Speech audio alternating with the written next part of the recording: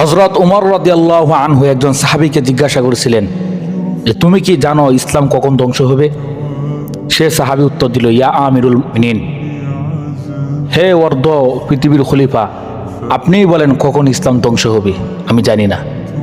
তখন হযরত উমর রাদিয়াল্লাহু আনহু বলেন যে তিনটা বিষয় যখন মানুষের ভিতরে যখন তুমি দেখবা তখন মনে করবা ইসলাম ধ্বংস হয়ে যাবে, ইসলাম মানুষের কাছ থেকে বিদায় নিয়ে চলে যাবে। এক নাম্বার জল্লাতুল আলেম, আলেমের পদস্খলন হবে, মানুষ আলেমের কথা শুনতে চাবে না। দেখবা মুখের মধ্যে দাড়ি নাই, সারাদিন গাঞ্জা বিড়ি এবা বিভিন্ন মাদক নেশা নিয়ে পড়ে থাকে, ইসলামের ধারে কাছেও নাই।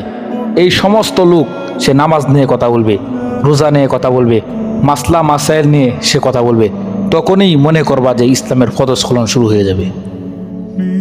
দুই নাম্বার শাসক বর্গের পদস্খলন, প্রত্যেক রাষ্ট্রের মধ্যে খারাপ জালিম শাসক বসে যাবে।